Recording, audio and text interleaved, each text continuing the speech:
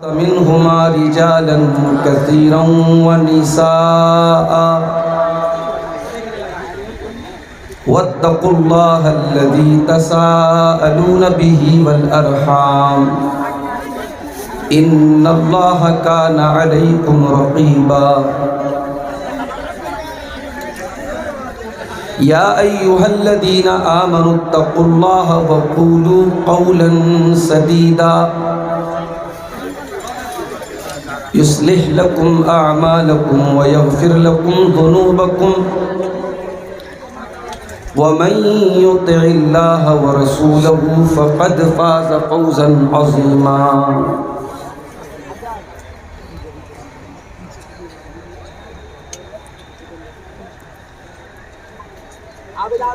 أما بعد فإن خير الحديث كتاب الله وخير الهدي هدي محمد صلى الله عليه وسلم وشر الأمور محدثاتها وكل محدثة بدعة وكل بدعة ضلالة وكل ضلالة في النار. أعوذ بالله من الشيطان الرجيم. بسم الله الرحمن الرحيم. قل إن كنتم تحبون الله فاتبعوني يحببكم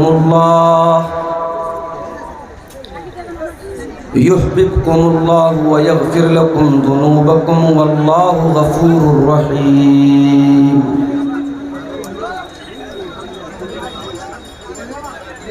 صدر محترم، علماء کرام، محترم بزرگوں، نوجوان ساتھیوں، ماں اور بہنوں، پیارے بچوں،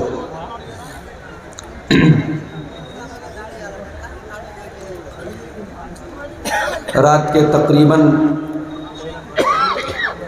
1:45 بج رہے ہیں. موسم میں ٹھنڈک کا احساس اب دھیرے دھیرے ہونے لگا ہے. پٹنہ سے اس علاقے تک بائی کار آتے ہوئے راستے میں کافی جگہوں پر خطرناک قسم کے کہرے نے یہ بتا دیا کہ آگے موسم سخت ہونے والا ہے. لیکن آپ کے علاقے کے پروگرام عام طور سے اکتوبر، نومبر اور دسمبر میں ہوتے ہیں، اور آج کا یہ پروگرام بھی اسی سلسلے کی ایک کڑی ہے. مجھ سے پہلے ابھی آپ اسی گاؤں کے ایک مشہور بنگلہ مقرر شیخ ابو القاسم بجلی کا خطاب سماعت فرما رہے تھے. وہ بنگلہ زبان میں تقریر بھی کر رہے تھے، اور جس مقصد کے لیے یہ جلسہ ہوا ہے، جو کہ سیمانچل کے عام طور سے جلسوں کا مقصد ہوتا ہے کسی ادارے کا، کسی مسجد کا تعاون کرنا، اور آپ کے علاقے کا یہ رواج ہے کہ جب تک جلسہ نہ ہو، پروگرام نہ ہو، لوگ مدرسوں میں، مسجدوں میں، عیدگاہ میں، قبرستان میں چندہ نہیں دیتے. ایک پرانا طریقہ آپ کے علاقے میں چلا آ رہا ہے. اسی پرمپرا کو، اسی ٹریڈیشن کو، اسی رواج کو اپناتے ہوئے آج کا یہ پروگرام بھی چندے کا ایک پروگرام ہے. اور شیخ ابو القاسم بجلی صاحب اپنے مخصوص انداز میں چندہ بھی کر رہے تھے اور تقریر بھی کر رہے تھے. مجھے حکم ملا ہے آپ کو بولنا ہے، ٹائم کی پابندی نہیں ہے. جتنی دیر تک آپ بول سکیں، مجمع سن سکے، آپ کو سنانا ہے، بولنا ہے.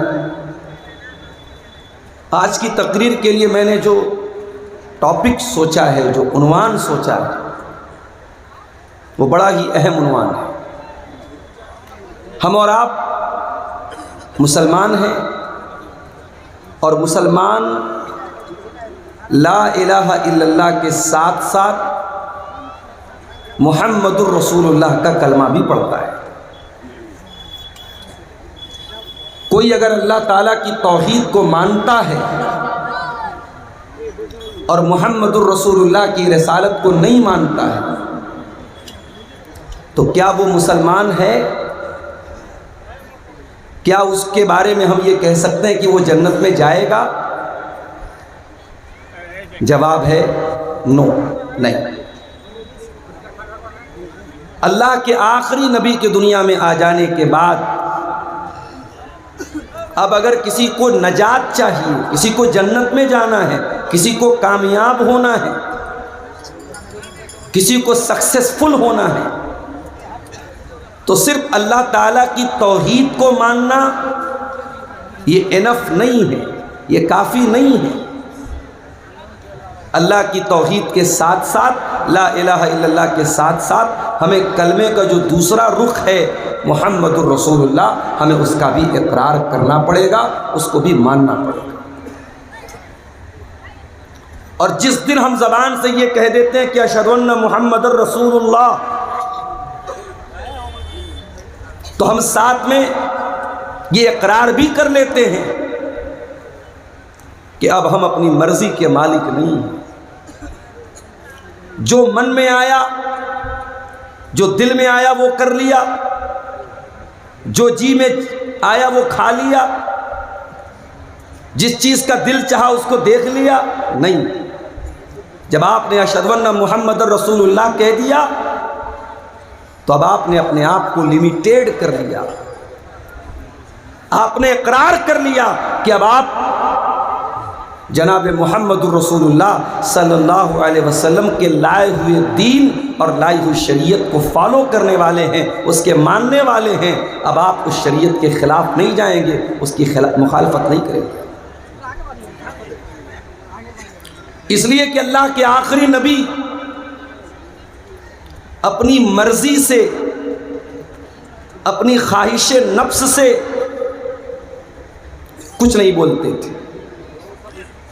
یہاں تک کہ اللہ کے نبی اگر غصے میں بھی کوئی بات بولتے تھے تو اس بات میں بھی اللہ کا کوئی حکم ہوتا تھا، آپ اپنی مرضی سے نہیں بولتے تھے۔ وَمَا يَنطِقُ عَنِ الْهَوَىٰ إِنْ هُوَ إِلَّا وَحْيٌ يُوحَىٰ۔ او لوگو، میرا نبی اپنی مرضی سے، اپنی زبان سے کچھ نہیں نکالتا، ان کی زبان سے نکلنے والا ہر لفظ حق ہوتا ہے، ہر بات سچی ہوتی ہے، وہ اللہ کا پیغام اپنی زبان سے نکالتے ہیں۔ دنیا میں ایک فرقہ ہے جو کہتا ہے کہ صاحب ہم قرآن کو مانتے، حدیث کو نہیں مانتے۔ کیوں؟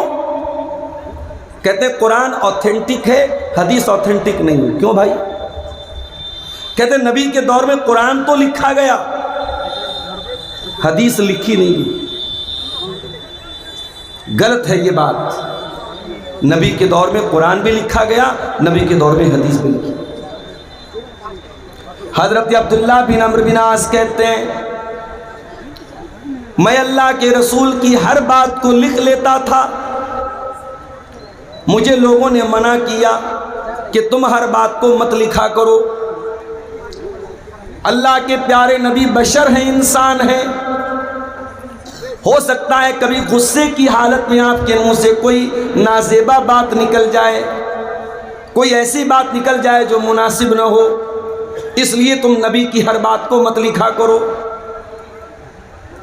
حضرت عبداللہ کہتے ہیں میں نے لکھنا بند کر دیا۔ پھر میں نے یہ بات جناب محمد الرسول اللہ صلی اللہ علیہ وسلم کو بتائی کہ اے اللہ کے نبی، میں آپ کی ہر بات کو لکھتا تھا، لوگوں نے مجھے منع کیا، اب میں نہیں لکھتا ہوں۔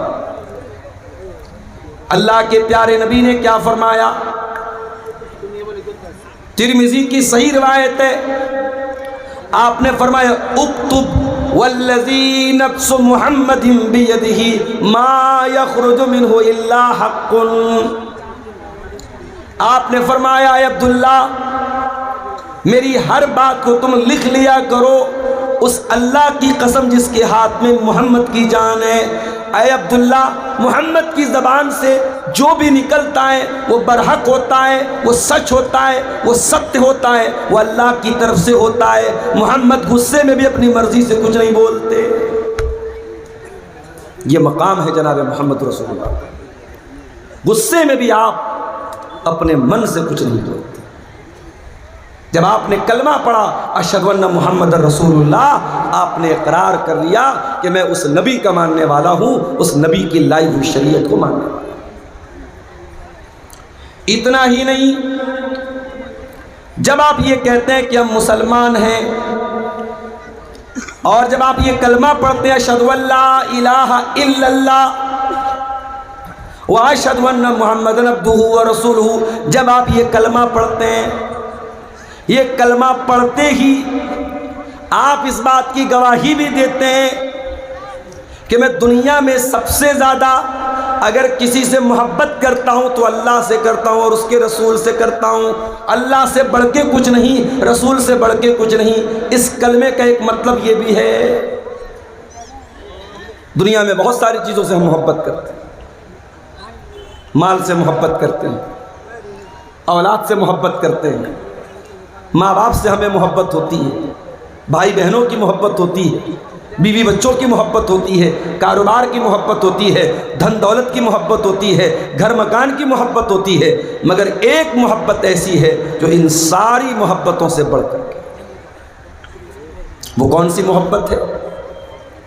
آئیے قرآن کا 10واں پارہ کھولتے ہیں، سورہ توبہ کی آیت نمبر 24 میں اللہ فرماتا ہے قُلْ إِنْ كَانَ آبَاؤُكُمْ وَأَبْنَاؤُكُمْ وَإِخْوَانُكُمْ وَأَزْوَاجُكُمْ وَعَشِيرَتُكُمْ وَأَمْوَالٌ اقْتَرَفْتُمُوهَا وَتِجَارَةٌ تَخْشَوْنَ كَسَادَهَا وَمَسَاكِنُ تَرْضَوْنَهَا۔